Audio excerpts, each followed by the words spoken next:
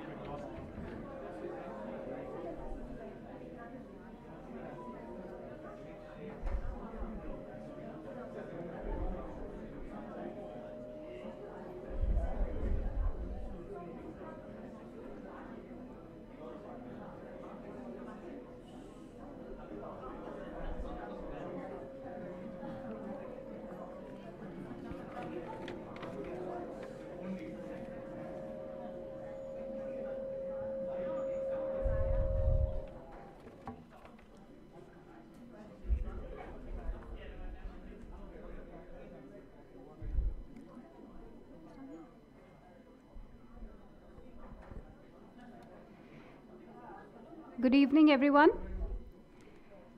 On behalf of the School of Liberal Studies, BMU, it's my absolute pleasure to welcome you all to the 6th SOLS conversation, the second battle of Kalkaji, Imagination and Storytelling. The SOLS conversations represent a space that has been carved out for dialogue, imagination, and critical reflection. These conversations traverse the diverse world of economy, society, culture, politics, and the psyche, and in the process, it explores the interconnectedness of these apparently independent spheres. Thank you for being here today for a very special event, one that brings together cinema, history, ideas, and conversation, and some truly remarkable minds. Today's event will feature the screening of 3 experimental films: The Land of Good Intentions, The Eternal Swamp, and Price of Water, followed by a conversation around water, ecology, and storytelling. We are truly honored to be joined today by a stellar panel.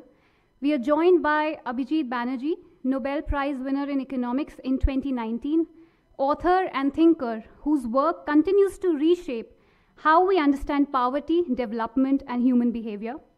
He is the Ford Foundation International Professor of Economics at the Massachusetts Institute of Technology.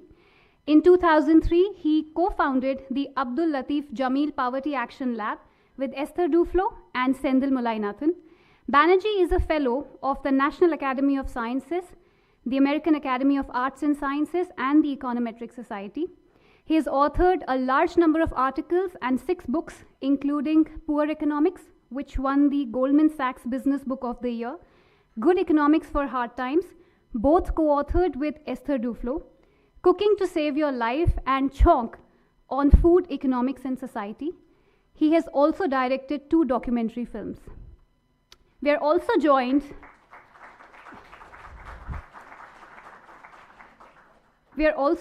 by Sarnath Banerjee, celebrated graphic novelist, artist, and filmmaker, whose visual narratives have redefined contemporary storytelling in India and beyond. Banerjee has authored several graphic novels, beginning with Corridor, The Barn Owl's Wondrous Capers, The Harappa Files, All Quiet in Vikaspuri, Doabdil, as well as a 17-episode comic series, The Hindu, which takes place in Berlin. His books have been published by Penguin and HarperCollins India and have provided the momentum for a new wave of Indian graphic novelists. He is a visiting professor at IIT Bombay, Jodhpur, Gandhinagar, and a guest professor at the University of Arts, Berlin. We are also privileged that he spends time as a visiting faculty at our school teaching critical imagination to our students. Finally, we have with us Arati Kumar Rao, National Geographic explorer, environmental photographer, author, and artist, whose immersive documentation of South Asia's ecological landscapes gives voice to disappearing worlds. Arati was named in BBC's 100 Influential and Inspiring Women from Around the World in 2023. She's the author of the book Margin Lands, Indian Landscapes on the Brink, published by Pan Macmillan India in June 2023. Her work has also appeared in the National Geographic magazine, Emergence magazine, BBC Outside Source, and in leading Indian newspaper, among other outlets. She's currently on a National Geographic grant to document forced human migration in India. Unfortunately, Dr. Kalpita Bhar Paul, who was supposed to moderate the conversation, is not being able to join us today, owing to not keeping well. The session will be moderated by Banerjee, Dean, School of Liberal Studies. He works on agriculture and food economy, colonialism, ecology, and history of economic thought. He co-edited the book Dispossession, Deprivation, and Development, Essays for Utsa Patnaik. We are deeply grateful to each of them for joining us today and lending their insights to this space. I now invite the Dean of the School of Liberal Studies, Professor Banerjee, to deliver the welcome address.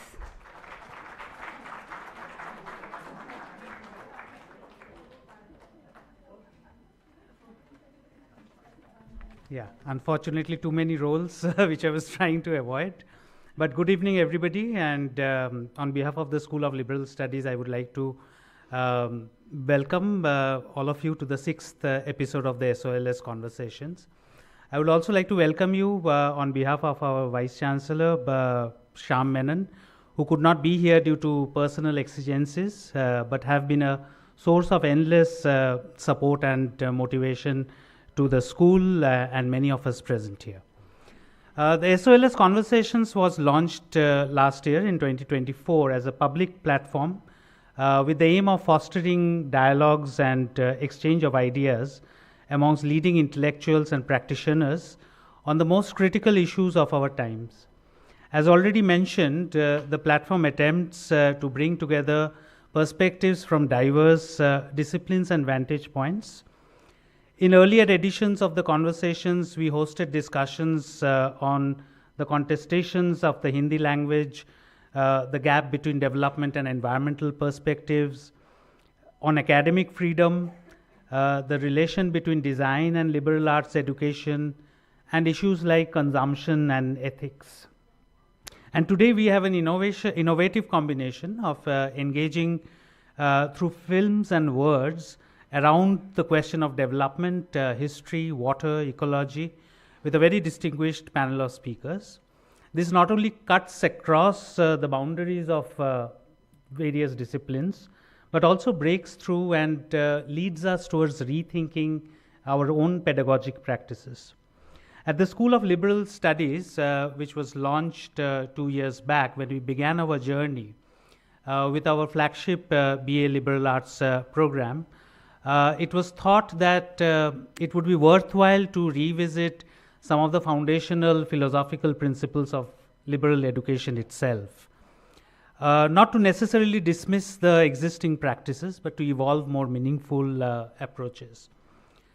Critical thinking about social structures and policies, joining the dots between evidence and different disciplinary bodies of knowledge, are of course have been a core component of liberal education. It is also recognized that a mere diagnosis of the problems that we face is not adequate, but we also need to think about the cure. The greater challenge arose regarding how do we arrive at the cure. Most cures, or that is solutions, policies that we work around with, often do not work because it fails to gauge what would be the response of human beings and nature to those policies, particularly over a long period of time. Some of the films that we will see today actually also underscore this point, draw our attention to this point about policies which seem to be drawn up with very good intentions, with noble intentions, lead to more problems often than it solves. In that context, the question that comes up is that can there be transformative, holistic cures which are collectively owned up by communities and groups in society, which lead to them working and not abandoned? And that led us to reflect on where the repository of knowledge lies and what pedagogic practices do we use to access them, to harness that knowledge. At SOLS, we have integrated an immersive pedagogy within the curriculum, which facilitates learning in a self-aware fashion, aware of one's own privileges and marginalizations, as well as the same of the other. It also tries to learn along with the subjects of the inquiry, not necessarily learn about the subjects of inquiry. Not shying away or unseeing the relational subjectivities that knowledge always comes with, but rather we try to engage with them through learning through relationships and bonds. The immersive pedagogy tries to blend learning with both ethics and empathy, neither of which can be ignored for making the world more livable and lovable. Today's event, of course, will promises to help us continue our rethinking. It also will enrich our understanding of development, its history and its many underbellies through visuals, memory, and what can be expected to be fun storytelling. I would like to specially thank Sarnath for the many hours we spent thinking and curating this event, and also both Abhijit and Sarnath for choosing the SOLS BMU platform for premiering these films in India. Thanks also to Arati for agreeing to be part of this. Without standing any further between you and the films, I would now like to hand it over to Vaishali to take us forward through the evening. Welcome once again. Thank you.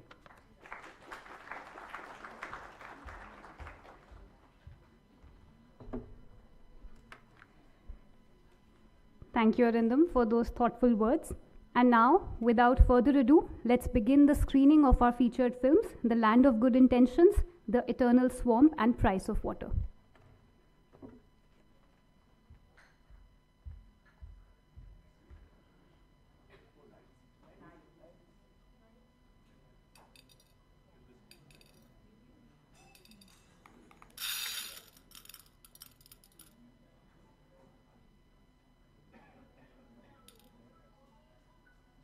In Bengal, where I grew up, rice is food.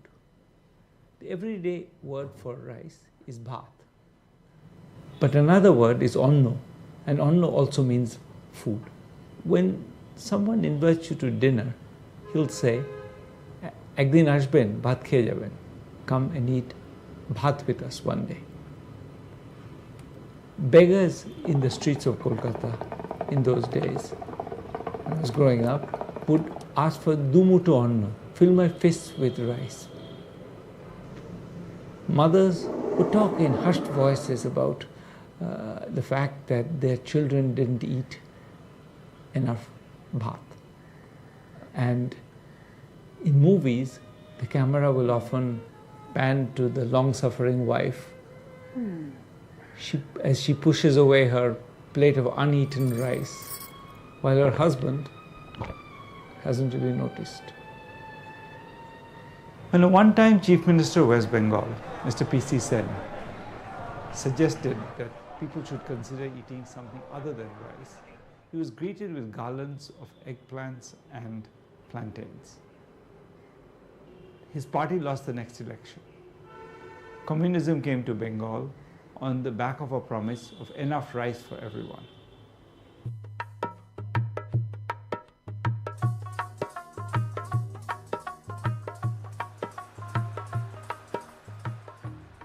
In Punjab, they didn't have the same obsession with rice, except for that dish called Rajma Chawal, which to all appearances is just red beans and rice, but to all Punjabis represents the whole essence of motherhood.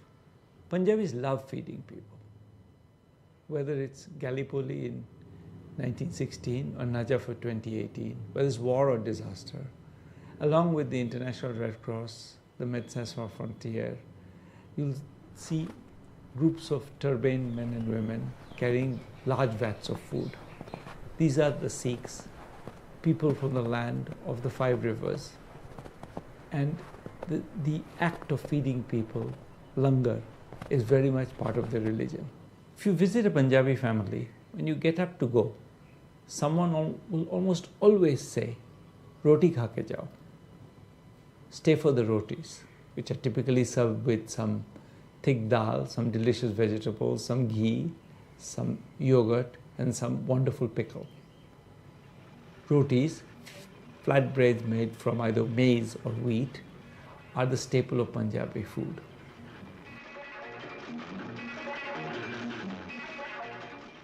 Rotis build takat, that's strength, they will tell you, looking pointedly at my emaciated frame.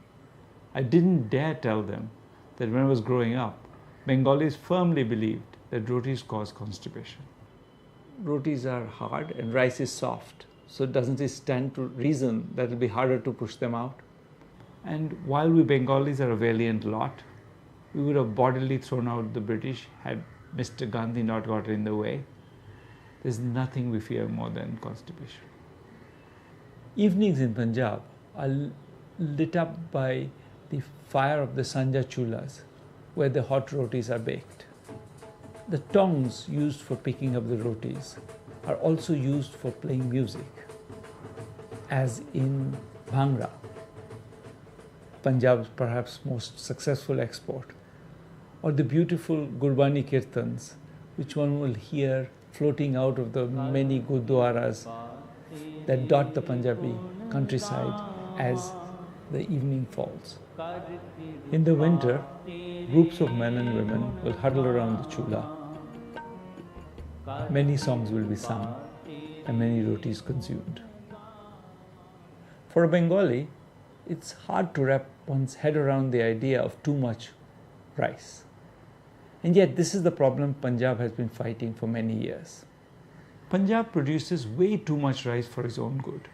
Problem is that rice is a water guzzler and Punjab has very little rain. In fact, until the mid-19th century, most of it was a desert.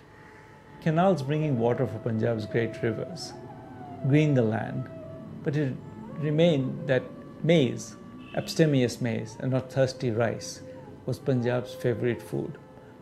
Makai ki roti and sarson ki saag, flatbreads made from maize and mustard greens, is Punjab's most famous meal. The story of rice in Punjab goes back to the 1960s. In the 1960s, famine was never very far from India. The kindness of strangers, PL 480 wheat from the US, for example, kept us half-fed, but the policymakers were quite understandably concerned. The Green Revolution, new varieties of rice and wheat which were much more productive, offered succor, but they needed irrigation. The government, to make it easier for the farmers, decreed that farmers did not need to pay for their electricity used in farming. And free electricity is pretty much free water. All you need to do is sink a pump and pump it out. The strange story of Sardar Shardul Singh and Amar Das Man.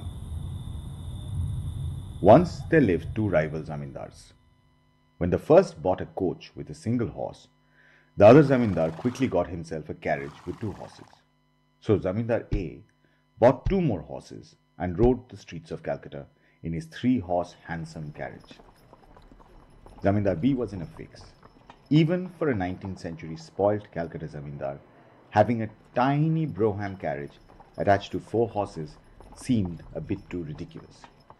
So he came up with the ultimate idea in one-upmanship. It sealed any future rivalry. The story of Sardar Shardul Singh and Amardas Man is somewhat similar. They have been friends and rivals since school. If one could dribble like Dhyanchand, the other was an ace drag flicker like Leslie Claudius. As they grew older, they both inherited vast pieces of land. Encouraged by free electricity, their rivalry transformed from who played better hockey to who could dig the deepest well. Gradually, the bore well went from 0 to 50 meters. And when it was roughly around 125 meters, the zebra came in the form of a heart attack. Shardul died the same night, thus ending the rivalry forever. In urban India, it's customary to sentimentalize the traditional Indian peasant, which appropriately decoded means some combination of clueless, stodgy, and uncool.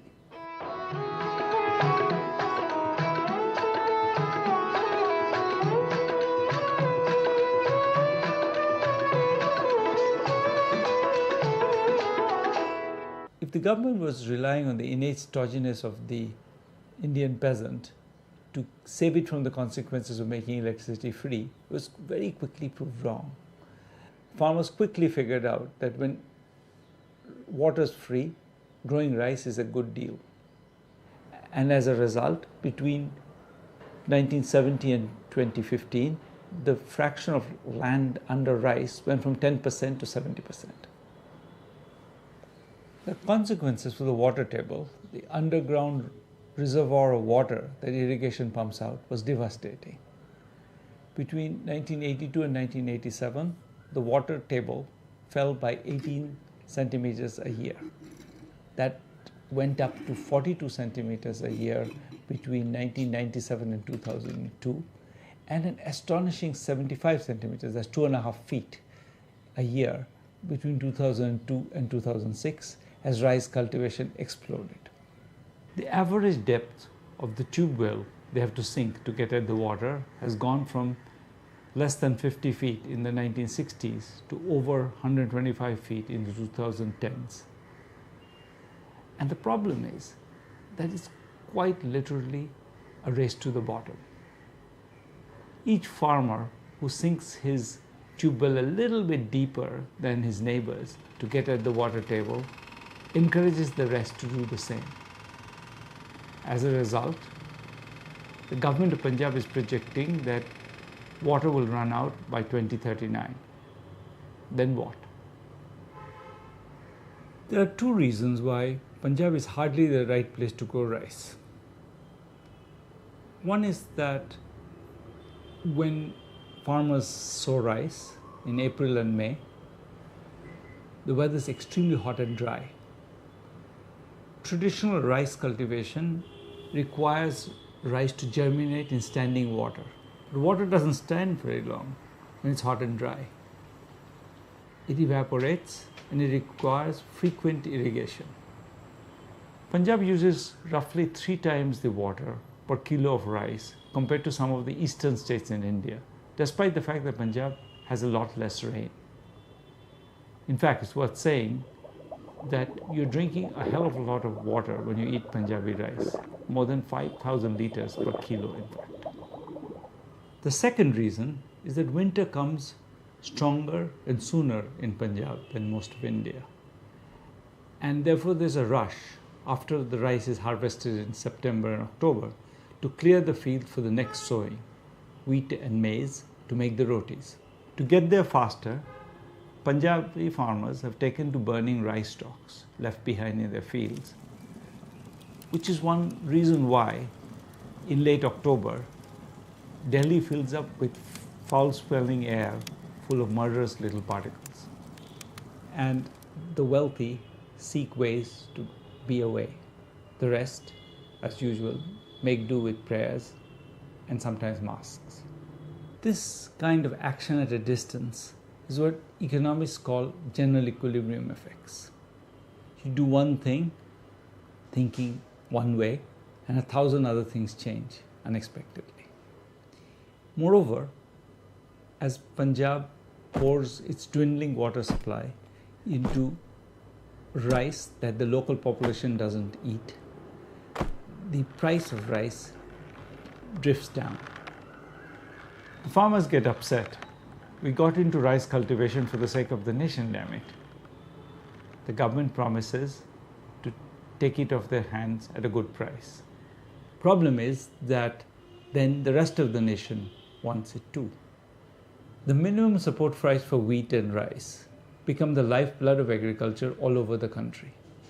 The farmers abandon the cultivation of the red, brown and black millets that were the staple of the poor for centuries and now are only popular with the health-conscious, affluent gym rats who like their low glycemic index to grow tons and tons of rice and wheat. What does the government do with the many millions of tons of wheat and rice that is buying off the farmers at the minimum support price? Well, first, it tries to give it away. The Food Security Act of 2013 guarantees 75% of the population several kilos of wheat and rice a week at a nominal price. What happens if you can't even give away enough of these grains? Well, it piles up in poorly built godowns and the mice have a good time. The government, in trying to solve the food shortage, built one unstable edifice upon another. Free electricity is threatening to turn Punjab into a desert, while right now tons of grains rot in poorly built godowns and Delhi chokes on burnt rice stalks. Years pass. Then suddenly it was reform time. Strangely, it was also the middle of the pandemic. The government passed a slew of new laws removing this subsidy to electricity, banning burning of rice stalks, allowing the corporates who were previously not allowed to get into grain purchase to enter. All in the interest of the farmers, of course. The farmers were less sanguine. They protested, they walked all the way to Delhi, they blockaded roads, they sang songs, they shouted slogans, they baked rotis by the roadside. The government vacillated between trying to sound sympathetic and accusing the farmers of being terrorists. It first refused to back off and then agreed to rescind everything. Everything, that is, except the laws that allow the corporates to buy grains.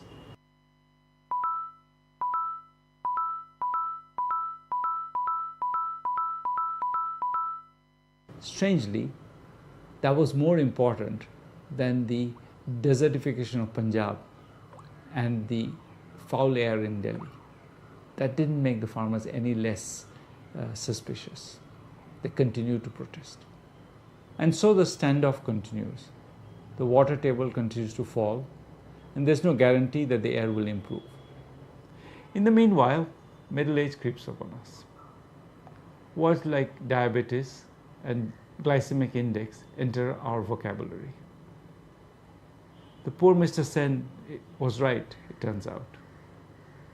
We should eat something other than rice.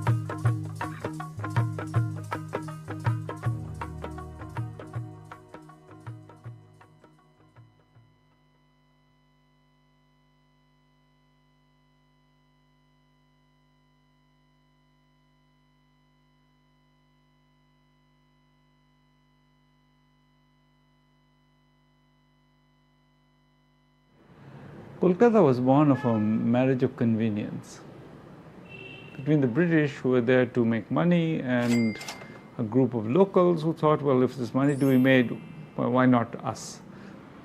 And like many children of such unprincipled liaisons, it grew up in relative neglect. You know, palaces went up next to swamps or slums, and the flowers in the beautiful gardens had to compete with the miasma rising from the open sewers everywhere. It took 200 years after Kolkata was founded in 1690 for the city to get proper drains and sewers. And even then, it wasn't enough. The city already had 600,000 people and growing. And now, of course, there's 15 million. To make matters worse, the city is built on a swamp between a great river and a salt lake. And the whole area is so low and flat that it's a miracle that the river just doesn't take over. When it rains hard, which it does often, the streets fill up with water, which takes days to drain. It flows everywhere, taking the refuse of the city all over the place. The ponds and lakes overflow. Fish can be seen swimming up the sidewalks. And then the hot sun cooks that soup, and the city stinks. The drinking water gets contaminated, and people get sick. Lots of people died. Yet, that being said, in the early 19th, late 18th and early 19th century, there's a lot of money made in Kolkata, and not just by the British. A group of entrepreneurial locals made themselves very useful to the British, in buying and selling, in borrowing money or collecting rents, in just passing on rumors, in interpreting local customs, whether real or imagined, in arranging a nice evening with some beautiful lady of the night.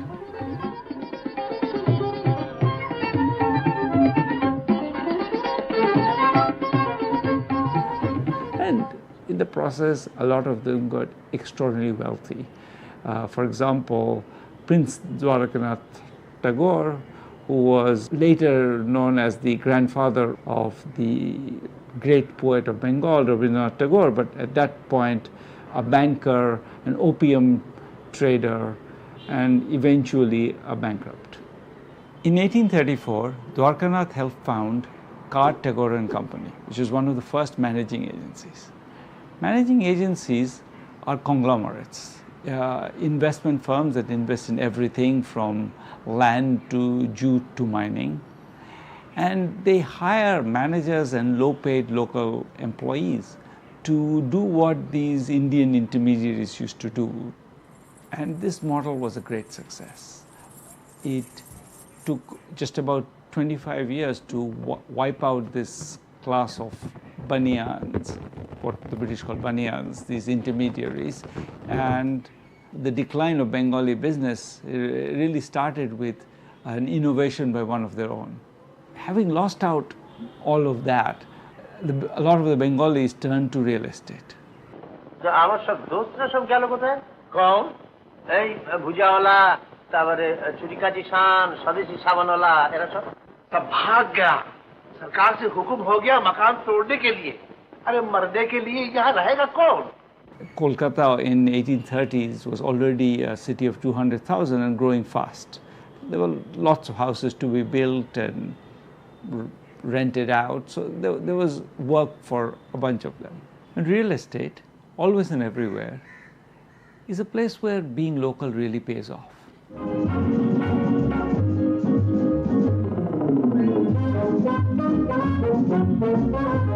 The successful real estate entrepreneur needs to know who actually owns the building and not just who claims to own it, which is often different.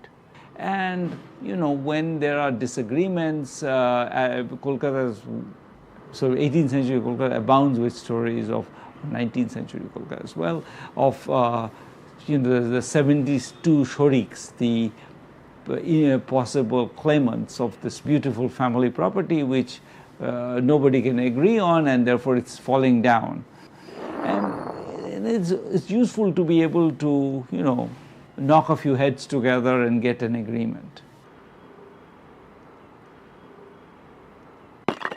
When an old lady unaccountably refuses to sell her house just because, let's say, she grew up there or something sentimental like that. It's useful to first go visit her, turn on the charm, call her Mashima, which is auntie.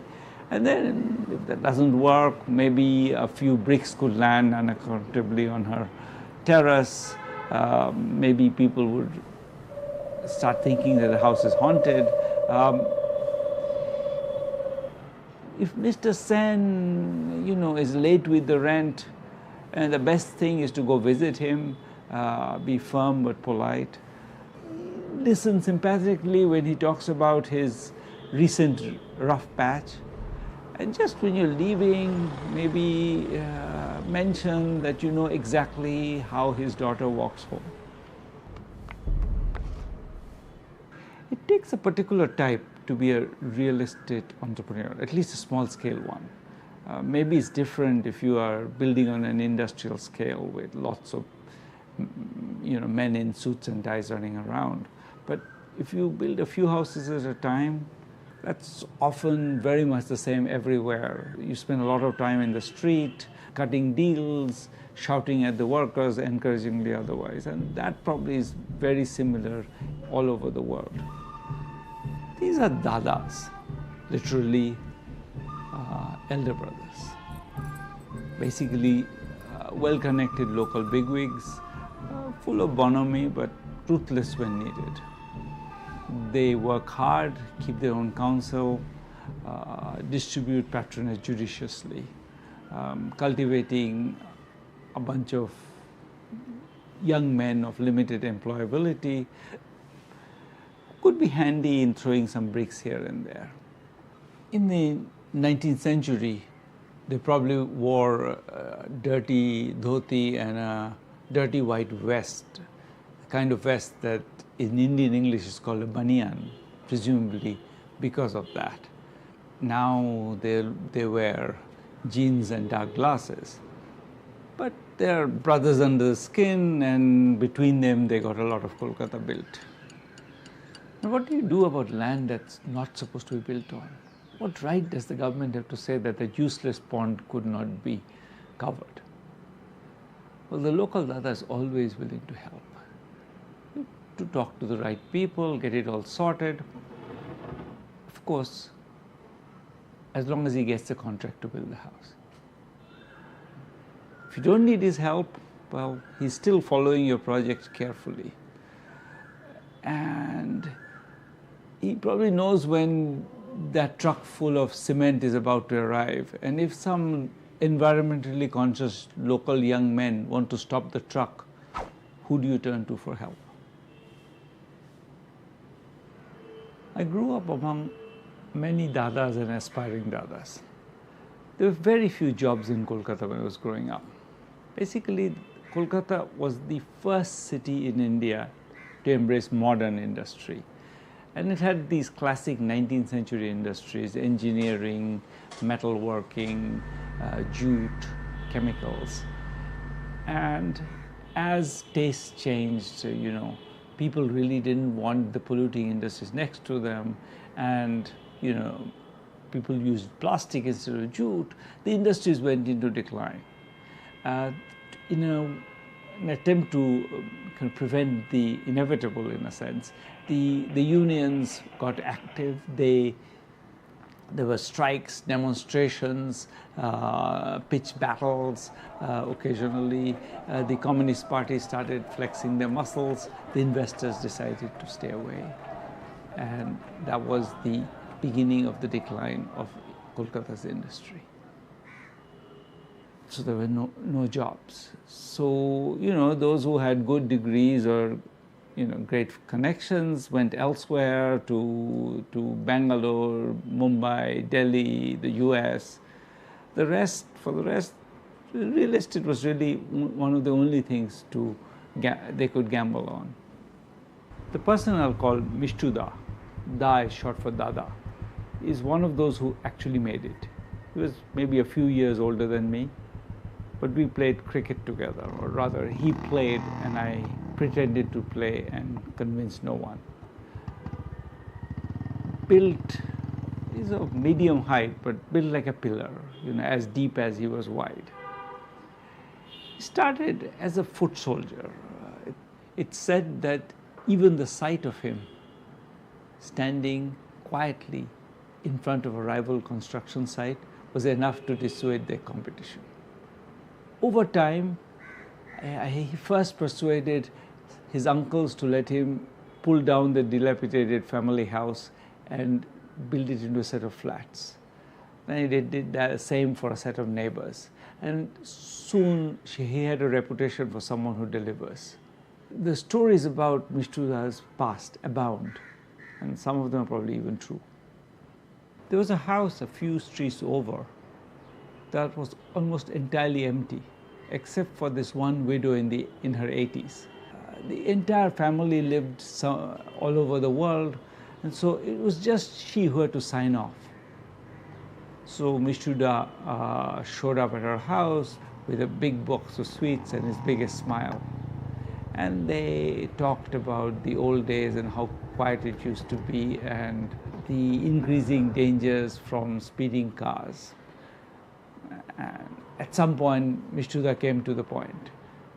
He would move her to another house, a flat, give her a car and a driver, and rebuild the house into flats. And then she'd be back in a couple of years with a nice flat and a bunch of money in the bank. She said, no. What do I need the money for? I don't have any children, and no one even comes to see me anymore. Mishtuda came again, and then again. She said, no. Then the brickbats started. Neighbors heard them crashing against her window bars, but apparently she was a little deaf. So Mishtuda shows up again with an even bigger box of sweets. In the next few days, lots of the neighborhood stray cats died. But she was still there, standing in her balcony, looking at what's going on in the streets. Then one day, the banister itself came loose. And there she was, hanging in the air for dear life, holding on to the banister. Fortunately, some of Mishtuda's boys just happened to be there, and they rescued her. She still didn't sell. Mishtuda admitted defeat. In any case, he had bigger fish to fry. There was a small soap factory in the area that had closed. Mishtuda somehow persuaded the factory owner to sell him the land and the city to allow him to build several 20-story buildings in an area where nothing else was more than 4. The flat sold out.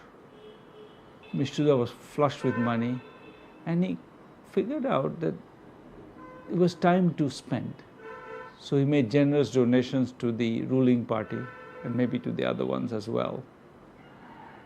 And he noticed that some of his boys were getting too old and plump to be in the intimidation business. So he set up an NGO for them to help the elderly living alone, as it turned out. Soon his name was in the papers. There were pictures of him as a prominent social worker, cutting ribbons here and there. There was talk of him running for public office. Soon Mishtuda's name was on these massive projects. Tens of thousands of flats in hundreds of buildings, somewhere near the periphery of the city. The eastern boundary of the city, the home of the marshes and the fisheries, where the sewers and drains of the city were supposed to empty, was being turned into a land of high-rises. And so it continues, this history of haphazard construction, someone's back plot, some pond that gets quietly filled in, some old house that's turned down and built over. More Mishtudas, each more audacious than the previous one. And with every little step, every drainage channel that gets filled in, every piece of wetland that gets reclaimed, but also every plastic bag that accidentally gets thrown and ends up in the drainage system and makes it choke even more. The city's bladder comes closer to exploding. In 1978, a massive storm that brought almost 400 millimeters of rain on the city took 5 days to drain. In 2006, a much smaller storm, just 200 millimeters of water, took 10. Environmentalists scream about it, and citizens worry about being drowned in their living rooms. But the political system knows that construction is one of the few places where there's still some way to employ the boys and keep them out of more trouble. And as long as there is no other new source of jobs, no one is going to kill the one goose that lays the eggs. As Mishruda will tell you, if you're an old friend and everyone else happens to be out of earshot, he's retired from construction, is a politician now, and very publicly worried about the environment, that the sea level is rising so fast that the city will be underwater soon. And so why worry about a few extra puddles?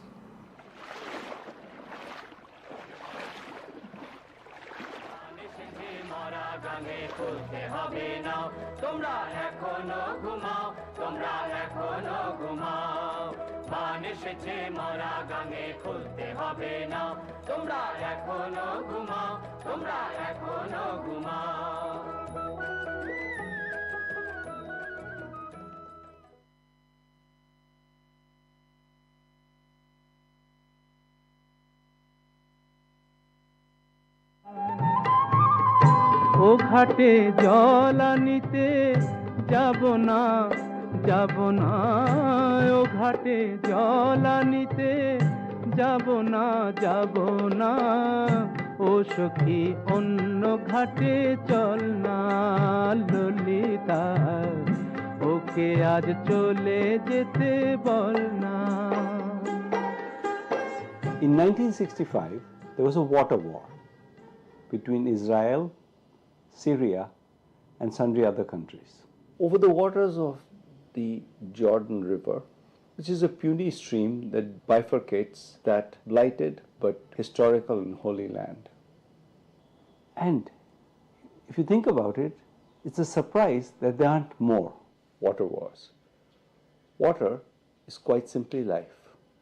We die if we don't drink enough.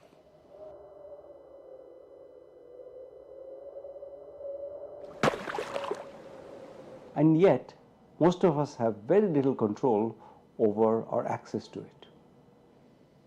In Bangla, to say something is very cheap, we say Jwoler Dor, the price of water. It's probably a man who came up with it. At 5, he asked his mother, "Ma jol nao na?" She did.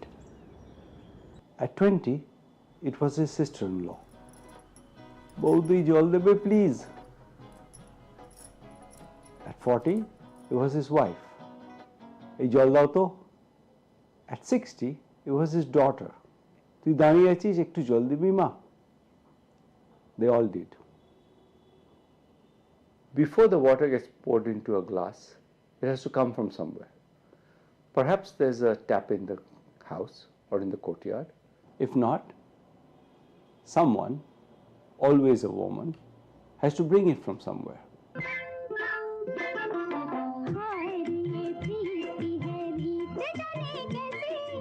A pond, a well, a river, perhaps delicately balanced on a head. The man who came up with Jwoler Dor probably never thought of any of that. Or perhaps just the woman walking with the pitcher on her head.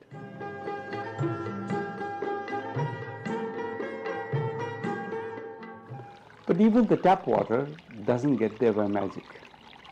It has to be pumped from a lake, a river, an underground reservoir to the place where it gets cleaned and then sent along.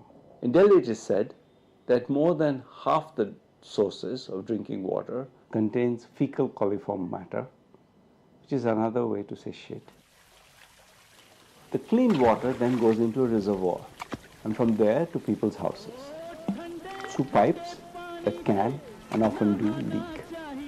It's said that almost 30% of the water in the Indian metros gets lost that way.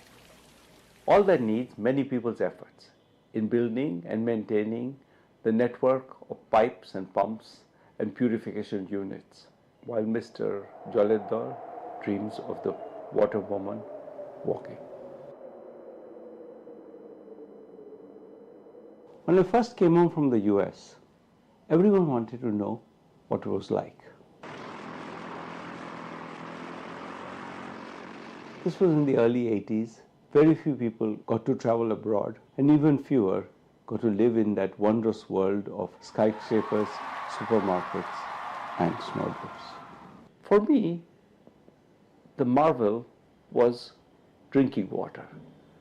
Tasty and cold and safe to drink as soon as you turn on the tap.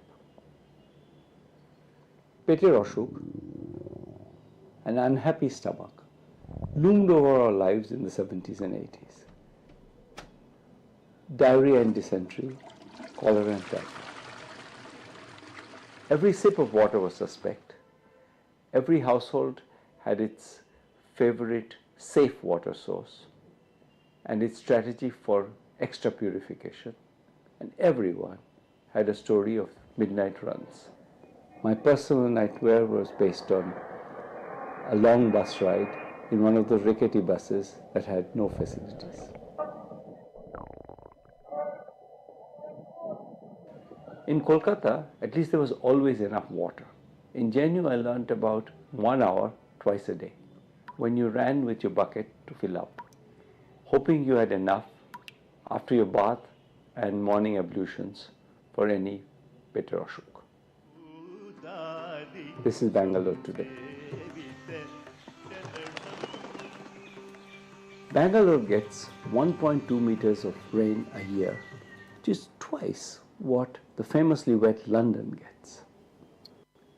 And yet, a majority of households in Bangalore only get water once in 2 days, and some just once a week.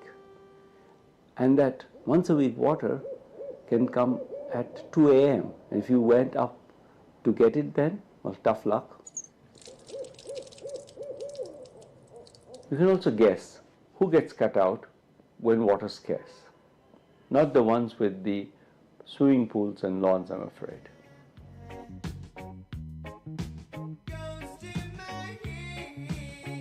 Indeed, there's actually a policy often of not providing water connections at all to those living in unauthorized colonies, supposedly to prevent encroachment. If they get any city water at all, it comes by tanker, a few buckets at a time. Of course, if you're willing and able to pay, there are always tankers and tankers. Young men in tight pants and trendy dark glasses drain lakes and sink boreholes to pull out the water and fill their tankers. The lakes run dry and the water table falls. A gets water, B suffers. A tap full of wind. The government, to stop this madness, tries to limit the number of tankers. But if you know the right people, that might get overlooked. The word they use in Bangalore is mafia, water mafia.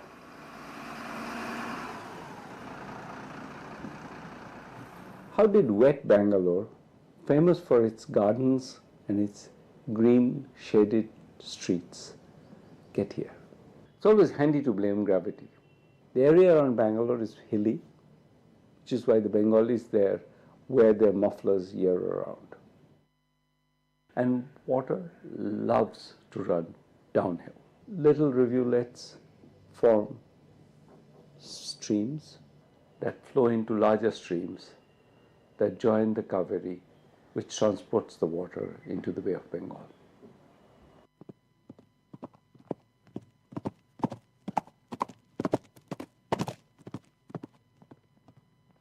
Kempegowda, who founded Bangalore in the 16th century, apparently knew this. He surrounded his new capital with man-made lakes for capturing and storing the water, as did our forebears in the Indus Valley more than 3,000 years ago. Trees also help. The area around Bangalore used to have forests where Kempegowda used to hunt. Trees drink water but they also stop the water from hitting the ground directly. Instead, it dribbles down from the leaves and branches, giving the soil the time to capture it back. We seem to have forgotten all that in the thrill of building India's Silicon Valley, or perhaps the more mundane excitement of making lots of money. We let the lakes get filled with trash and debris from the construction sites and cut down the trees to build housing estates and industrial parks. Water had no choice but to run off to the Kaveri. In another life, a cousin of mine wanted to run off with a certain Kaveri, but she wasn't interested.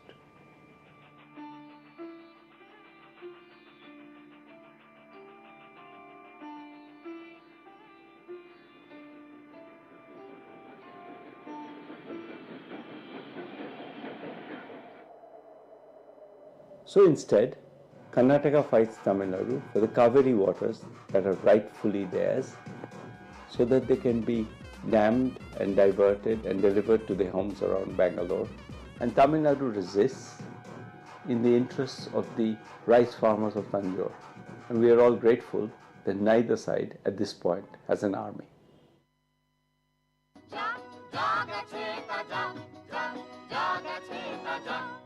মোর মানসিক কলসি কাকেতে লইয়া ওখানে দাঁড়াতো এসে মুখে মধুর মধুর হেসে তার তনুর তীরথ ডুবিয়া মরিতে নদী উতলা হতো তার ঢেবে ঢেবে আরো দুটি ঢেউ যেখানে দিত সে বাড়িয়ে সেখানে আমার উতর হৃদয় সেদিন গিয়েছে হারিয়ে যা যা গেছে তা যা যা যা গেছে তা যা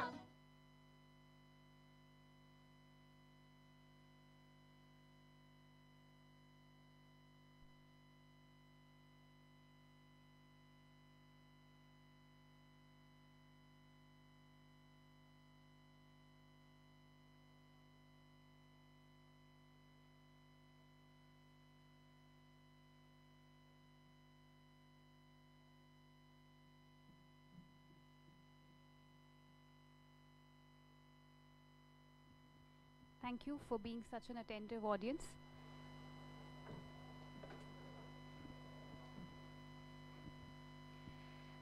We hope the films have sparked as many questions as they have emotions and reflections. I now invite our distinguished panelists to take the stage and begin the conversation. After that, we will open the floor for Q&A. I would request the audience to make a note of their questions. Our student volunteers will collect them and share with the panel. Thank you.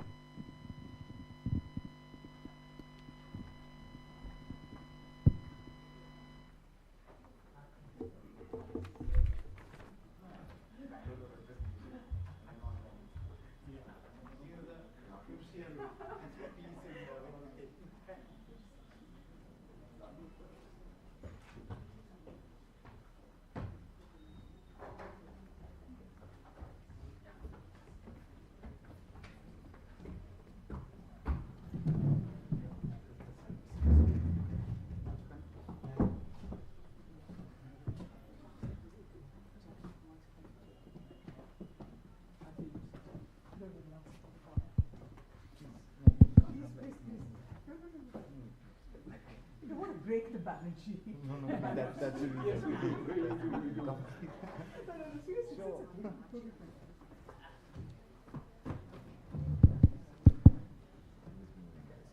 Yeah, so three, is this working? Yeah.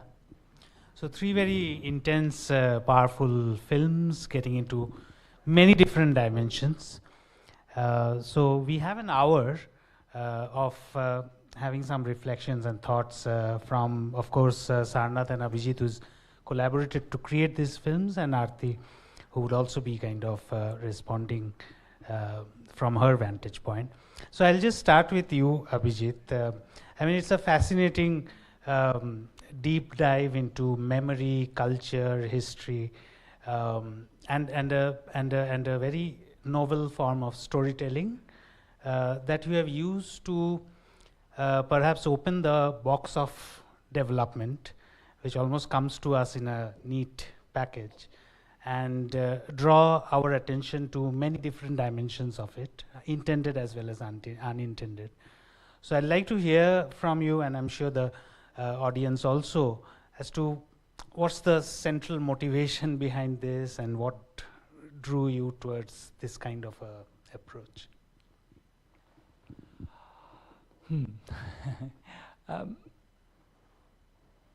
I guess when you're an economist, you kind of see the world through a set of structures, and the structures seem natural and easy to describe, and yet people don't seem to understand you. And you might have noticed that. I sort of I wrote, I think, in one of our books, where we wrote this, said economics is too important to be left to economists, and I dearly, dearly believe that. I really think that it's completely backwards, that we sort of, economics is one of these subjects which is almost entirely oracular. There are experts and they pronounce, and in a sense, and therefore all the conversations are in those terms, and as a result, people who have views have sort of never joined that conversation. And yet, I think most of economics is sort of, once you put it in the right language, is intelligible to most people. There's nothing mysterious or even particularly deep about it. It's just reasonably simple pieces of logic that once you get accustomed to using, it becomes it's a pretty handy tool to thinking about many things. And I feel like we do such a lousy job of communicating that it would be worth trying something else.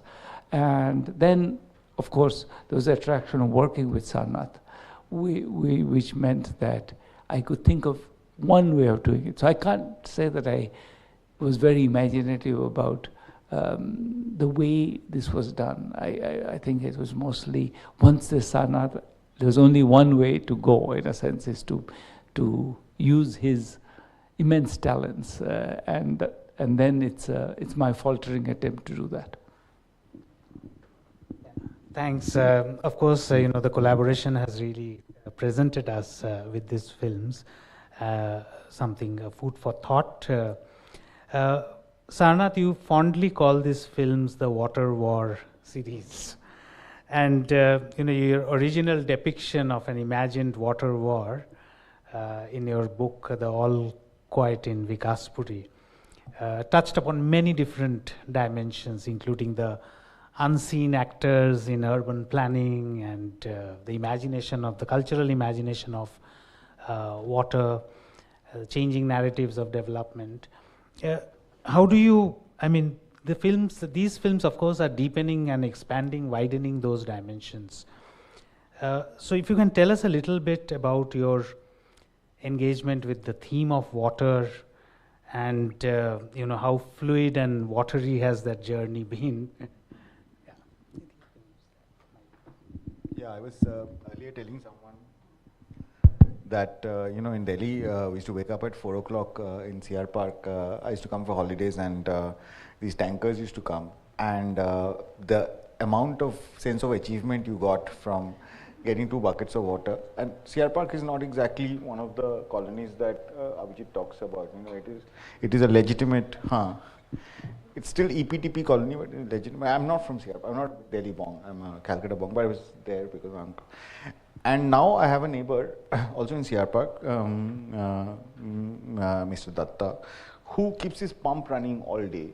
So when I tell him that you have no memories of us going and collecting, he says, no, I am trying to fight that memory. By now we have plenty of water, so I can keep the pump on all evening, which is a fantastic way of such an amazing cognitive thinking, that now I can waste water because I have. Delhi, of course, I was yesterday telling someone, even in its deadest form, Delhi refuses to not be enchanting. There's always It just like everybody's saying that like Delhi people have gone to Goa, and therefore it's like now a set, the party has moved anywhere, the circus has left town, but there's enough circus still in town, which attracts us to come every year. We often hang out in Delhi only, and our friends are all here. So so they All Quiet in Bikaspuri was a book on Delhi. Water was just forming. Water was what kind of what's the word? Binding thread. Yes, water was the thread, and just sort of the local, like Jangpura fighting against GK2, that kind of stuff. The specificities. Panchil is developing its own nuclear reactor. The RWA is putting together, has self-contained, go to a house in Gurgaon, if you ask them that, where does your energy come from, where does electricity come from? Building provides. Water comes from, building provides. Security comes from, building provides. Community, it's becoming like Bangalore. So, it's, Bangalore people, both Abhijit and I are not very used to Bangalore, so like the third film you might be in a better position to kind of critique the third film. But yeah, sorry. That's roughly how I got into making All Quiet in Bikaspuri. Just to make the conversation a little free flowing, just while I'm just. This was not free flowing? Yeah. No, this was free flowing. What I'm saying is that all of you please feel free to comment at any point of time. You don't have to necessarily wait for my questions, but I'll just like to come to Arati. So you're a National Geographic explorer, and you have traveled to different kinds of landscapes, and now you have written this book, Margin Lands, where you talk about degraded landscapes and climate change and many different dimensions. The margins seems to be a very important centerpiece in the whole question of development. Even as the films showed that certain margins became centers of economic activity, civilizational centers, and climate change now does open up the possibility that some centers can be reduced to margins again. So from your vantage point, how do you relate with these films as well as other public discourses around the question of water? Some thoughts? Yeah, so I checked out these films yesterday. I didn't see the third one, which I saw for the first time today, but I saw them yesterday, and the thing that struck me immediately was that the thing in storytelling or the thing in public discourse that we struggle most with is that people are in silos. The sociologists are not talking to the hydrologists, are not talking to the urban planners, are not talking to, and that's kind of where and how we have gotten to where we are today. And I love the fact that this film walks back in history. It crosses, various boundaries. It brings in so many different points of storytelling, and you come away with a sense of truly understanding a certain issue, or whatever, one small part of it, but at least you realize the different ways that you can dissect or peel that onion, So I love the film for those things. And, some of the things that I deal with in my travels that I have seen is, again, like you guys mentioned, that water is the thread. It really, you can't, the reason I work on freshwater issues, and what I've realized is saying I work on freshwater issues is almost a misnomer, because when you work on water or storytelling about water, you're basically talking about life. It goes into public health, it goes into civics, it goes into every possible area. And in a place like Bangalore, it's fraught. So you kind of, are almost are struggling because there are so many different ways your story can go in. And like you guys said, that it is the essence of life. We can't go 2 days without water. We can go several days without food. And unfortunately, what we're seeing and the way we're quote unquote developing in this country, we're almost doing it in spite of of the rivers, in spite of the water bodies, the wetlands, the glaciers, everything. You know, it's like it's an afterthought. It's on the margins of your psyche, and it's already come home to roost and bite us in the badly in many places. And unfortunately, we don't seem to have learned. We're just barreling down that same slope, and it's a terribly slippery slope. Any afterthoughts? I don't know whether it's in spite of or to spite the rivers. I don't know. I think both work. Yeah, totally.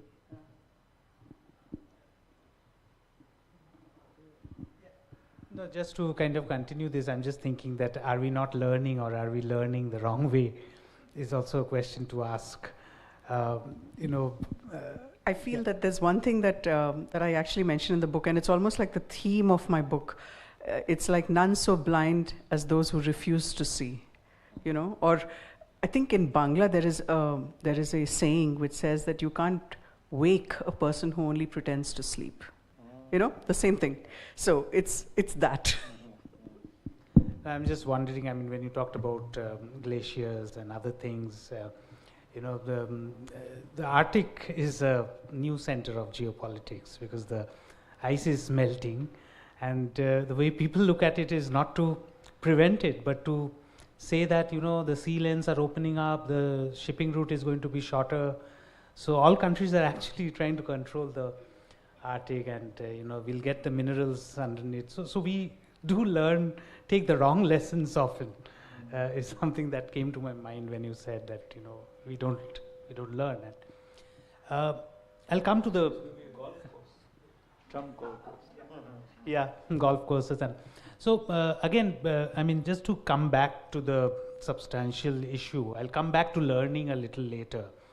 But this question of water wars and conflicts over water is not just an issue of today. It's something that has a history. The way we have developed big cities on the coast facing the sea, and its implications of the human nature. So, what do you think? In a substantial sense, the imperative of development. Where does it lead to, particularly when it comes to nature? Because in our normal discourses, we say nature doesn't have a voice. But we know that nature has a voice, and it speaks to us in many different ways, which often we don't listen to. So in another way, I can say that we are in an anthropocentric world, which many have talked about. How do we address these contradictions when, when the human voice trumps over nature? And the related thing is, do humans also have the same voice? Do they have the same agency? And how do they become part of the nature and also at the receiving end? Something that you are saying in your films, that it's not that everybody is deprived of water, but some are, most are. So how do we address this puzzle in development? This is an open question to all of you. Yeah, I can start. I mean, maybe I disagree with the words. I don't think it's a puzzle. I think it's a kind of a logical consequence of the way we have created the process of development. I mean, I don't think there's anything. I think to say that water is necessary. Nature is both beautiful and powerful, and therefore we should protect it, begs the question of who. And I think at the heart of this question is precisely the fact that there are some people who can make lots of money and then live elsewhere, and they don't need to actually negotiate with the consequences of the nature, they walk away from it. So yeah, I think we've created a world where it's very easy to walk away from whatever you do and place yourself in, I mean, the number of Indians who are, or affluent Indians are moving to Dubai and to other places every year, large numbers of them. And you don't need to be part of the community where you're making money. And I think that's a fully legitimate, under the current framework, legitimate way to be. So I don't see there's no mystery there. It's, those suckers who can't get away will get stuck with the nature that we deliver to them. And the rest of us will make money or whatever, will prosper in the ways we want to, and if we don't like the nature here, we'll move there. We'll go get our golf course in the Arctic. Sarnath, Arati, would like to? I just wanted to add one thing. In fact, it's the privilege, right? So the ones that have the privilege, which is probably all of us in this room, can up and leave, and then there are those that maybe don't have the means to do that. And the ones with privilege also, I mean, a lot of us probably live in such communities. I know that Bangalore is full of them, where you have 24/7 water. You don't know that there is a water problem. You have 24/7 electricity. You don't know that in summer there is a huge problem of electricity. So it's like these bubbles that we're living in, which and we seem to be able to kind of think that we are above what will happen. But it came home to roost in Bangalore, where 2 years ago it rained, and like you mentioned in your films, the wetlands have been built upon. And in Bangalore is up and down. So you have a lot of mountains and you have a lot of valleys. So obviously the water flows from the top to the bottom through the valleys, and it flows out. That's how it flows. If you build in the valley, when the water flows, it's going to flood, which is exactly what happened. But guess, usually it's the suckers who get flooded. But this time it was the multi-million-dollar homes that got flooded, because those were on the lakeside. So suddenly Bangalore woke up, and we're like, oh my God, we are building on wetlands, things that we've been saying for eons, that we shouldn't be doing this. But suddenly when the millionaires are affected, and you see Maybachs floating and Bentleys floating in water, and there's been it was really bad damage. It suddenly became an issue. So when it again, begins to hurt us, and it is going to, your heat index, all of these things that are happening, there are no boundaries, there are no borders. These things don't see borders. So eventually it'll come home to roost. And if we don't listen to the land, we are digging our own grave. No, just this middle class activism is very interesting when the shit hits when the leopard comes to your kitchen. Hema Malini wants to cook a meal for the leopard that has visited her on her terrace, and she was very unhappy that her guards had shooed the leopard away, because then later on she told on television that I was thinking of the vegetarian meal that she would have cooked for the leopard. But yes, it sort of reminds me of this. Yeah. Maybe I'm less optimistic than you, Arati. I feel like the really privileged, there's always a corner of the earth they'll move to, so they don't need to be in Bangalore. So, yeah. But Bangalore was our big hope. Yeah. That was where you would move to. It's a hope for what? Broken heart, for example, or better, closest to a modern economy and cosmopolitanism. But if now Bangalore has failed us, where would we go? We have failed Bangalore. Gurgaon, yeah, which is I'm afraid equally bad in terms housing, of training and drainage and all that stuff. Yeah.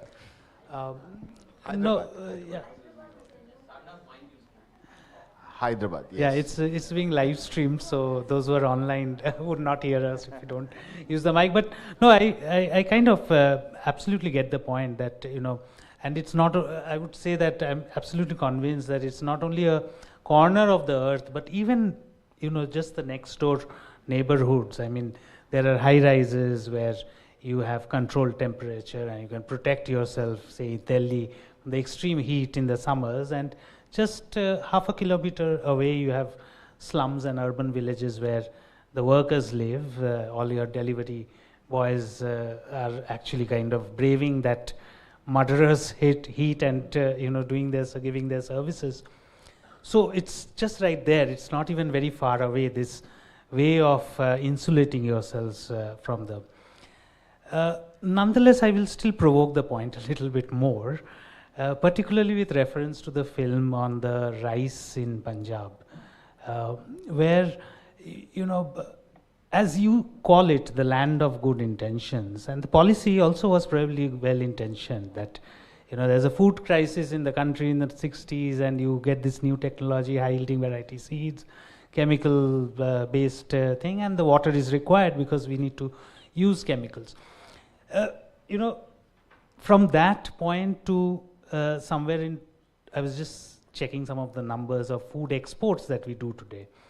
2009 to 2014, India exported around 77 million tons of food grains, unprecedented in India's history. It's the annual consumption of entire southern Europe, just to put it in perspective. So there is also money to be made. Of course, it's not that the farmers are getting benefit of all these exports, the traders and other interests, and that's probably why the corporates also want to come in grain trade and all.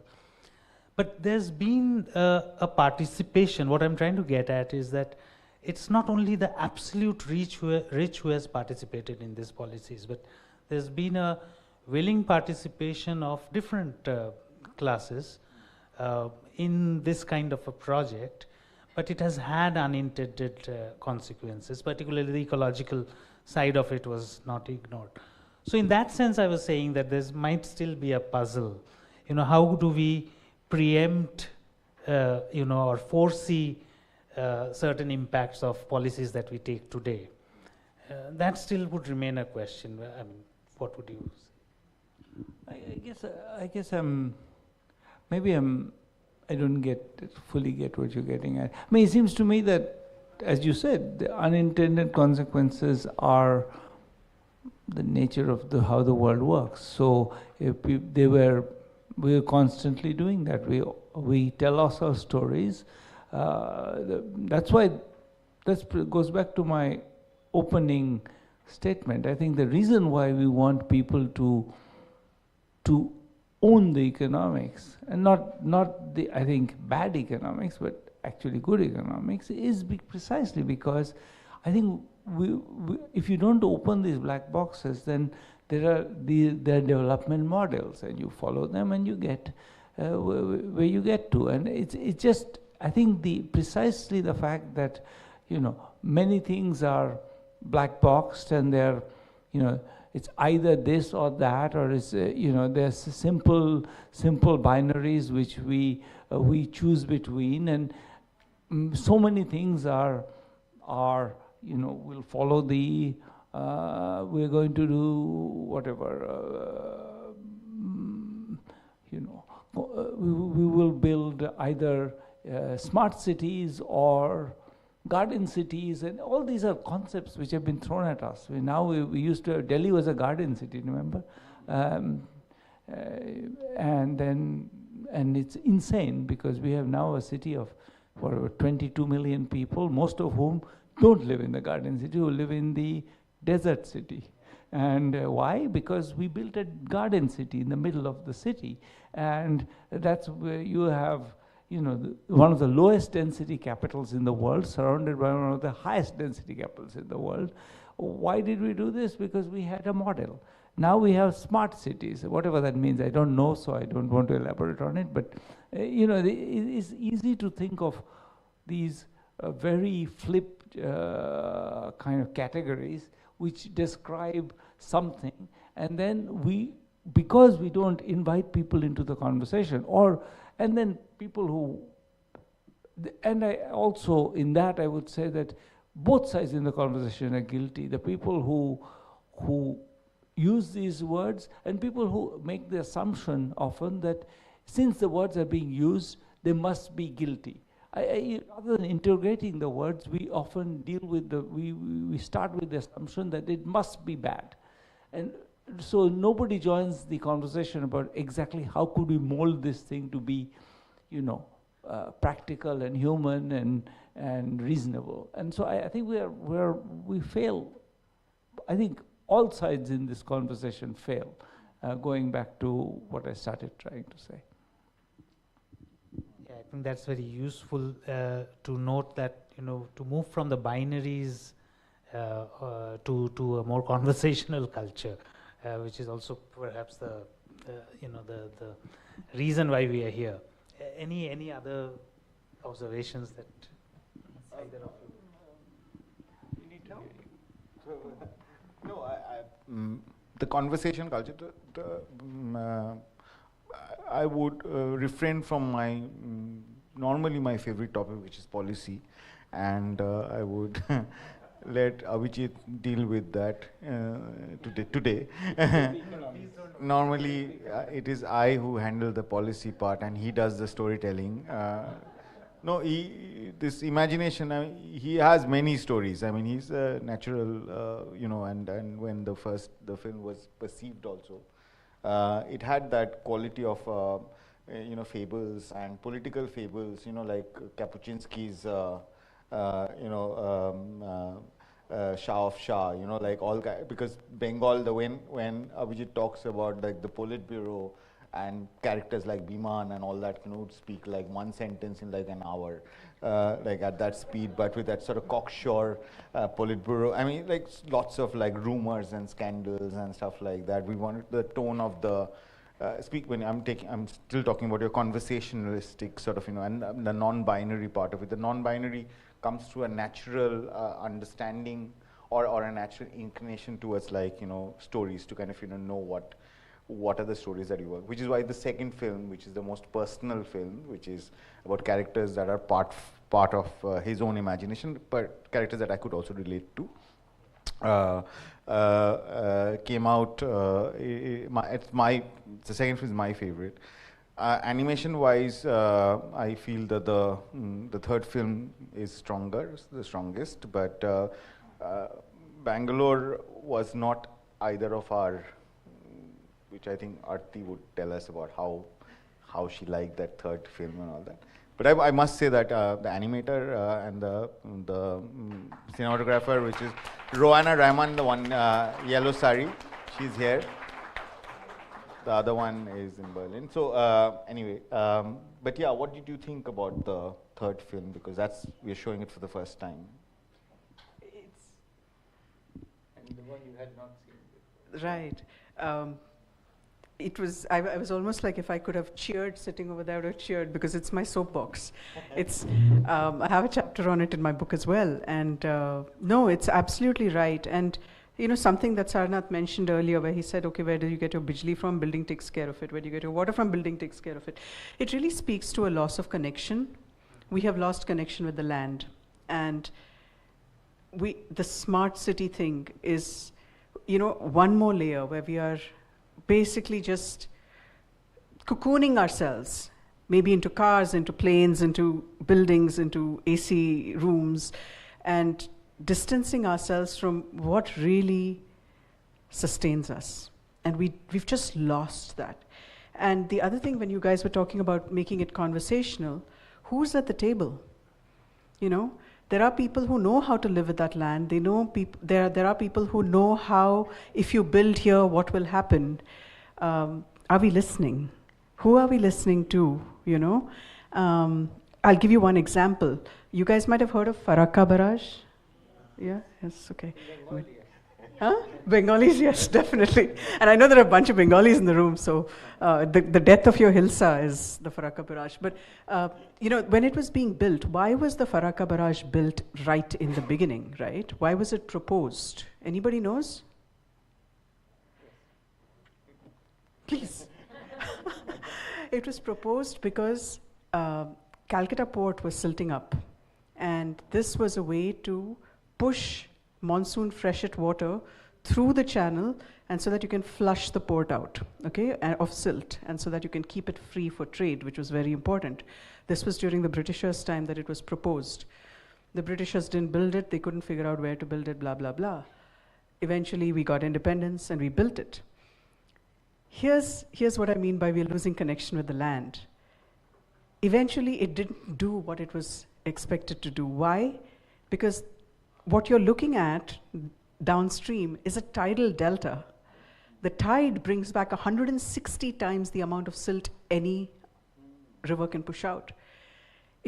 There were people, Mr. I think his name was Kapil Banerjee. Oh my God, Bhattacharjee. Sorry, Bhattacharjee. I was like, oh my God, another Banerjee. No, Bhattacharjee, yes. Yeah, we let them in. So he had said that this is not going to work. But no, the point is, who are we listening to, right? Even people who live there, who know how the rhythms of the land are we listening to them? So these open conversations are important, but also to invite people to the table who know how to live in these landscapes is important. I mean, I think the dam constructed in Arunachal, that's the latest version of this particular narrative. And guess where the two worst earthquakes in India have happened?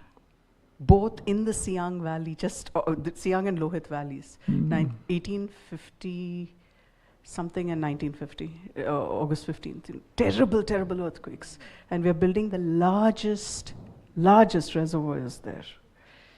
And it is also the upstream, what's going to get submerged is among the most sacred lands for the Buddhists. It's called Beyul, or hidden lands.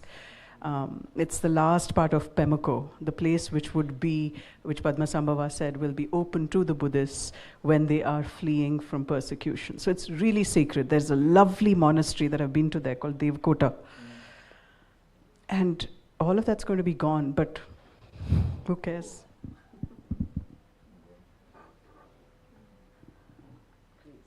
Yeah. So, just latching on to your question, Arati, who are we listening to? You adopt immersive art photography kind of a method and what you are saying is that the margins are not just sites of deprivation and poverty. They're also sites of wisdom and knowledge, except that we are not accessing them, we are not harnessing them. And this is a little close, and you talk about possibilities of slow healing or undoing of the centuries of violence, and that has happened on society, on ecology. This is a little close to our heart because we have adopted immersive pedagogy, spending unstructured as well as some purposive time within people, learning not just about them but learning with them. And through, not in that objective quote-unquote sense of knowledge always, not that that's not important. Universities of course have to be a little distant from society but not unconnected. And so therefore, if you can elaborate a little bit about your immersive method that you use so that we can listen better. It's just the age-old way of storytelling, the landscape has an arc, it has a rhythm, there are seasons, it changes over years, and if you want to tell stories about the landscape, you necessarily have to put that time in as well, right? You can't just go there for 5 days and expect to understand the whole landscape. You have to keep going back, you have to spend time understanding, allowing the landscape to open up. It changes you as well, so you also open up in different ways. And the best part is, if you spend time, people start telling you things beyond what they think you want to hear. You start really feeling what they go through when they live in a landscape. So that effect of time is absolutely amazing. And moreover, the kinds of things we're talking about, these three movies especially, They're talking about what Rob Nixon, who is a professor at Princeton, has called slow violence. It's imperceptive violence. It unfolds over time. It's not something that will happen tomorrow. It's not explosive. It's not spectacular. It's very slow. It can be dispersed over geographies.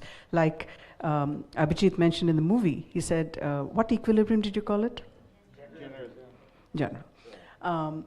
You do one thing in one place, and it has these effects where it unfolds across history, across geography and across time. So spatial and temporal changes that it affects.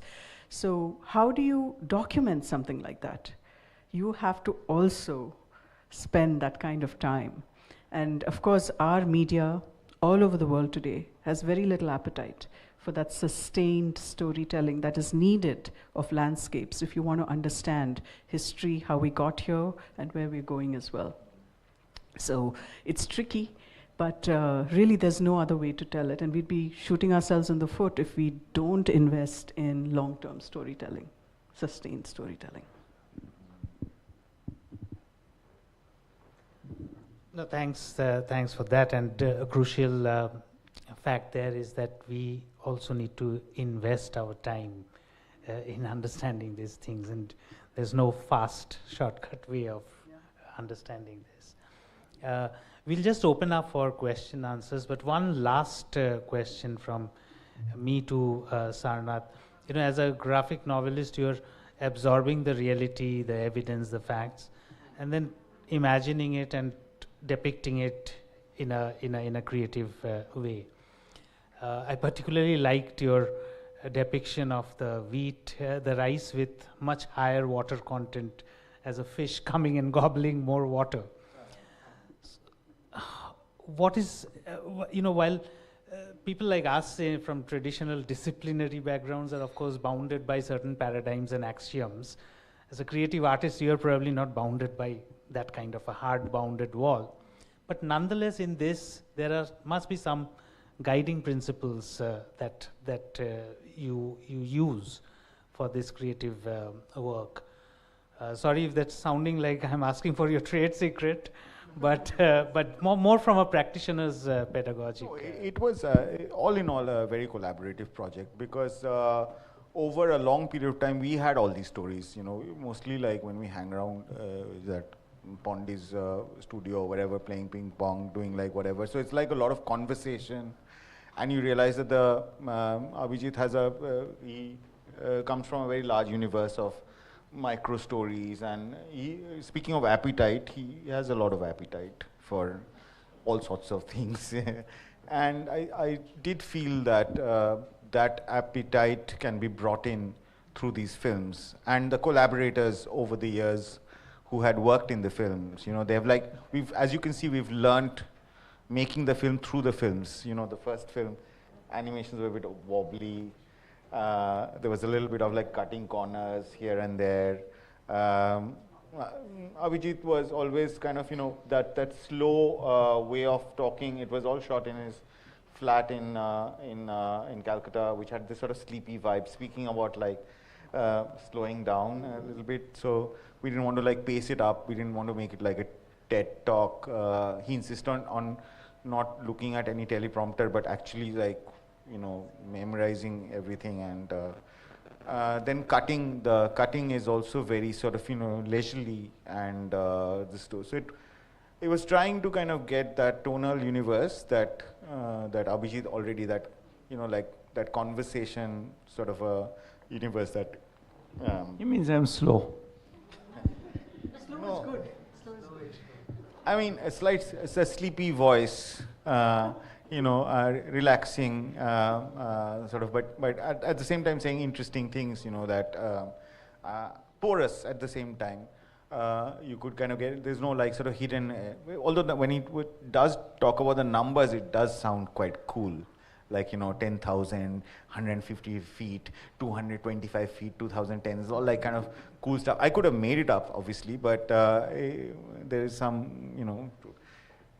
and then the kind of putting together animation. So one of the animators, Roanna, did the last animation Also, constantly, Abhijit is he's not easy to work with in a nice way, because he also has many, like, can you make this longer, shorter, can you do this, can you change the sound, things like that. So it was not like he wrote it, he had whatever he had to say, and I drew it.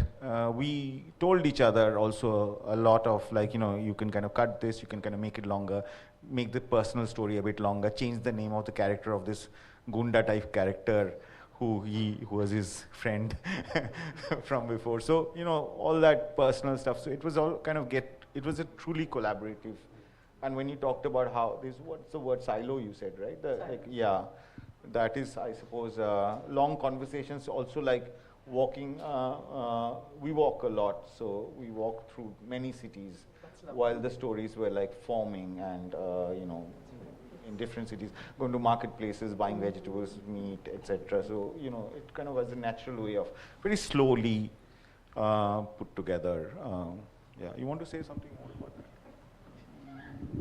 Yeah, I'll say one thing, which is that there's a great pleasure in indirection, and I feel that part of what I miss in the Bangalore one is that because neither of us is from Bangalore, the accidental pieces are missing.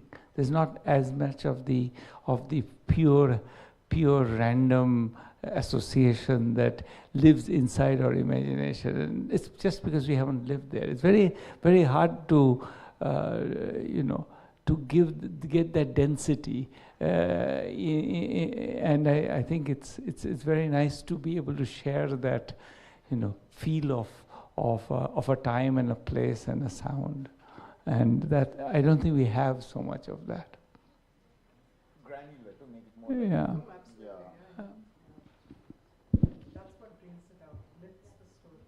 To make,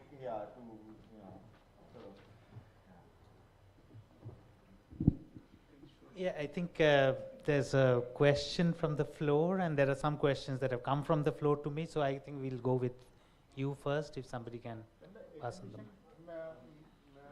Slightly lowered? Yeah. I don't know if I'm allowed. I'm not allowed to speak. No, you can ask it. Yeah. I have 1.5 questions. Or speak, yeah. 1.5 questions. The first is, did you know that you were all related or before? Or no? But I saw that the film was about Abhijit and his drawing room, and I was struck by how all of us who have drawing rooms like to think about the depressing things that are happening outside the drawing rooms. And there's something about maybe Bengalis, I don't know if Banerjees or outside Banerjees, but we like to get depressed. Is this universal, or could we make a next film on something that's actually uplifting?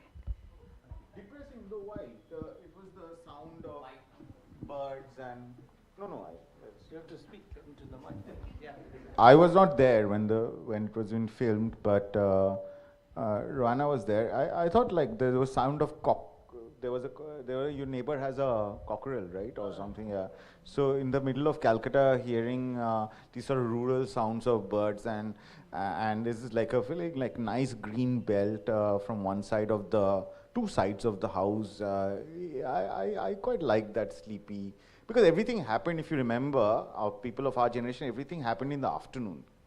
Like all the strange things, from alien visit to amorous intermingling, they all happen. So it's very hard to kind of tell Europeans that, afternoon was so precious for us. All the things you did at night or evening, we did in the afternoon. And I thought the film brought that afternoon feeling to it, and I just really liked it. Yeah. So, I mean, I don't know. Was it not depressing? No. I mean, I can get a lot more depressing.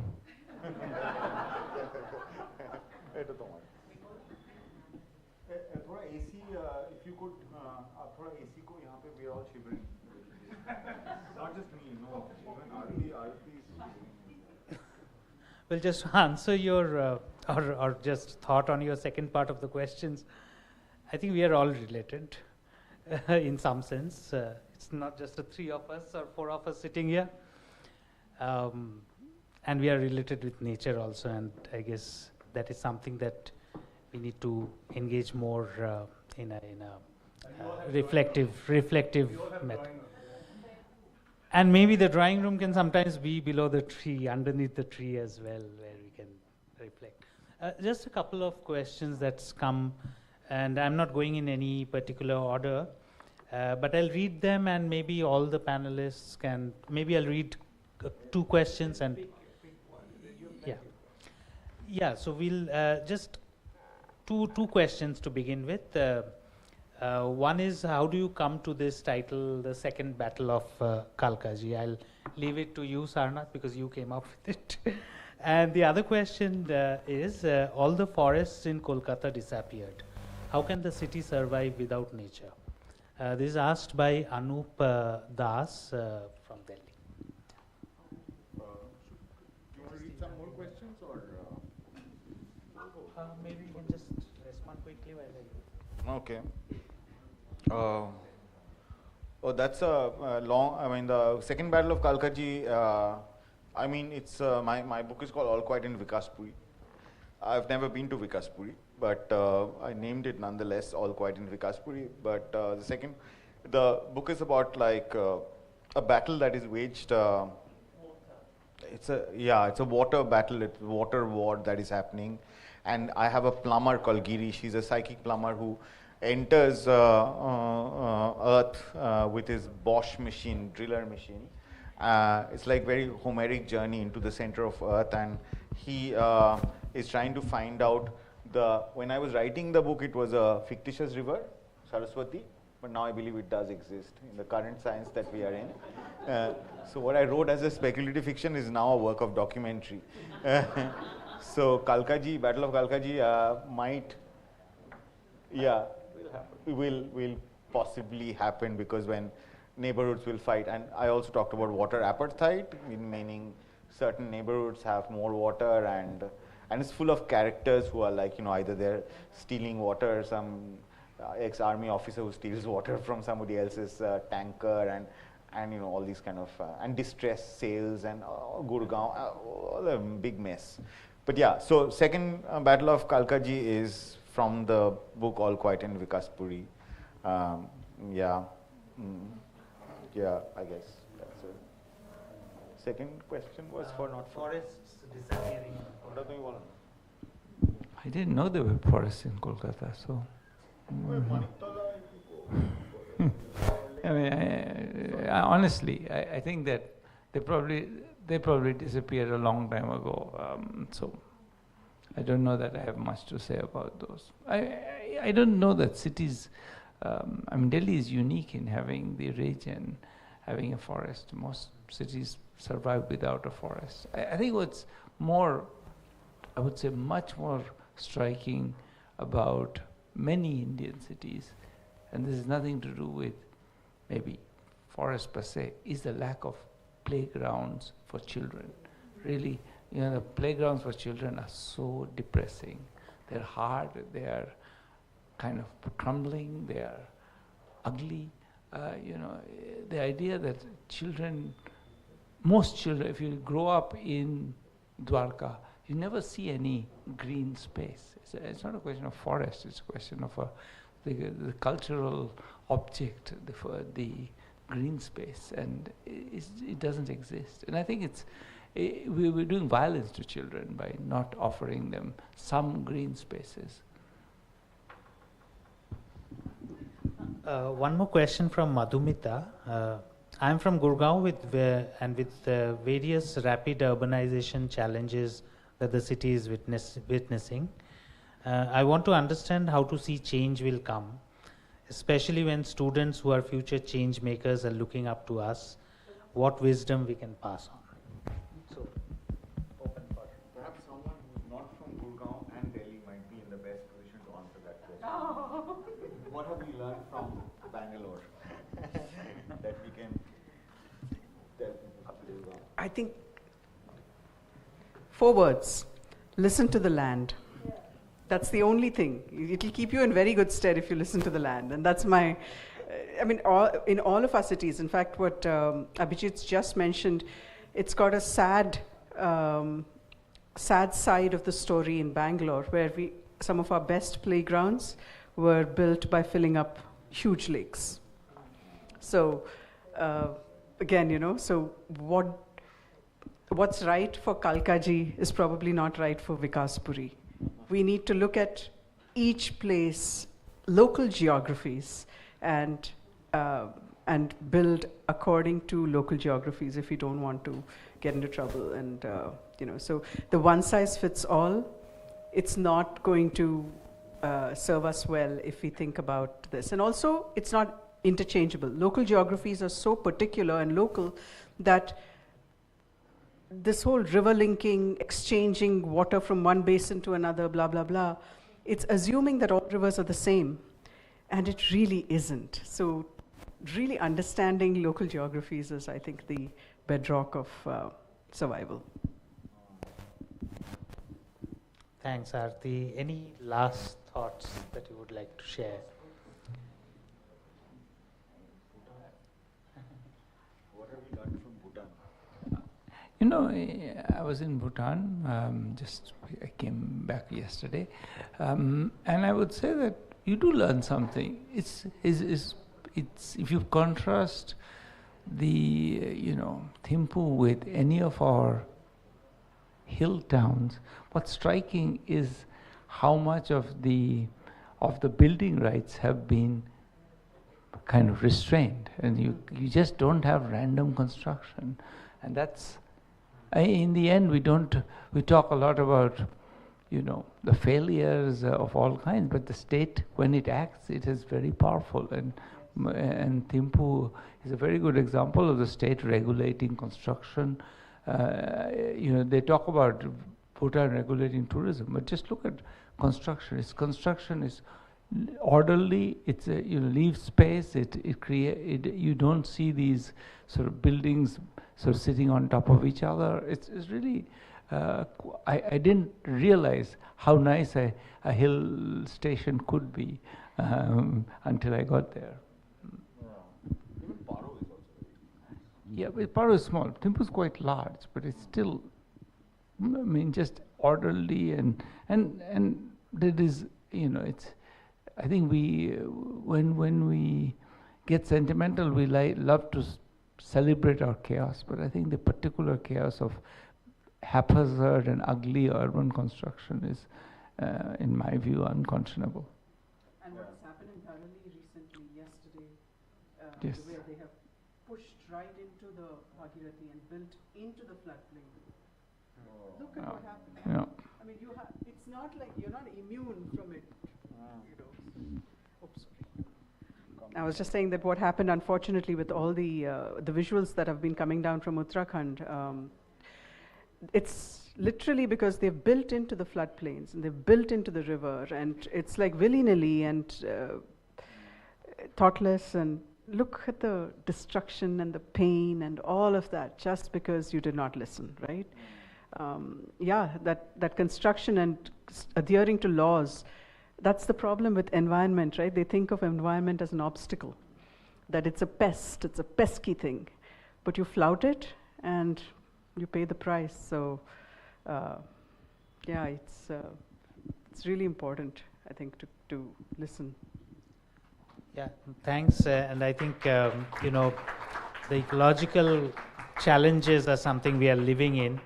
And the important question is what do we do about it, or how do we do anything about it? And some things that have emerged from today's conversations is slow learning, engaged organic knowledge, reflections, and discovering the geographies. And I really thank the panel for, kind of giving these insights, sharing their thoughts and reflections, and cutting on the air conditioning, yes, and absolutely, and also thanks, for these 3 beautiful films that we watched.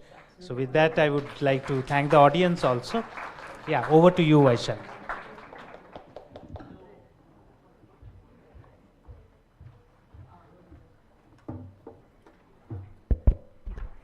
Thank you to our panelists for that insightful and interesting discussion. We will now felicitate our esteemed panelists. I'd like to invite Anandini Dar to come up and give a token of appreciation to Abhijit Banerjee.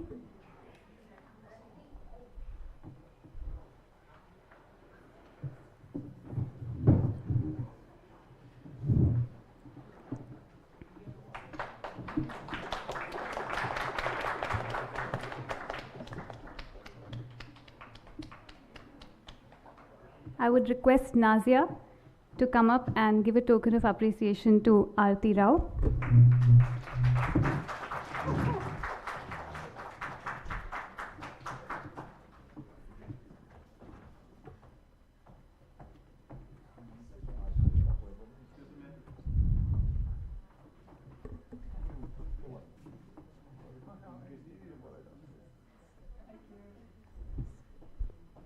Thank you, Nazia.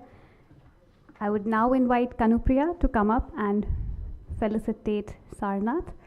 I would also request Rana to come up on the stage. She is the face behind animation, editing, and cinematography.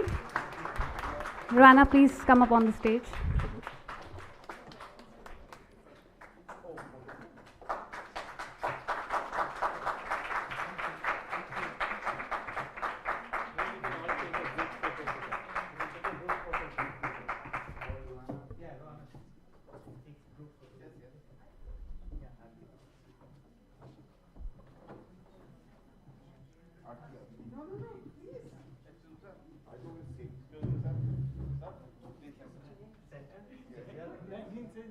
Okay, they want us in the center.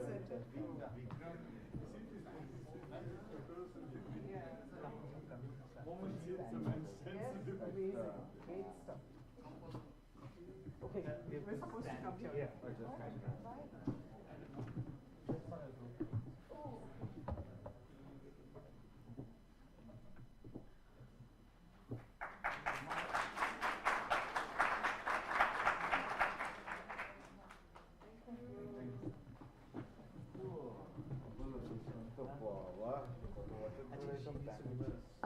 On behalf of the School of Liberal Studies, I would like to extend a sincere vote of thanks to everyone who made this event a success. First and foremost, our deepest gratitude goes to our distinguished panelists, Abhijit Banerjee, Sarnath Banerjee, and Arati Kumar Rao, for their generosity of time and for sharing their insights and creative vision with us. Thanks, Arindam, for thoughtfully moderating the conversation. We are grateful to the India International Center for graciously providing us this venue. We thank the BMU IT team for their seamless technical support throughout and other divisions of the university for their support. Thanks are especially due to Meghna from our program office for coordinating the logistics very efficiently. Thank you to all the participants for your thoughtful engagement and to our student volunteers whose behind the scenes efforts helped everything run smoothly. Thank you once again, and we look forward to welcoming you at future SOLS events. Have a great evening.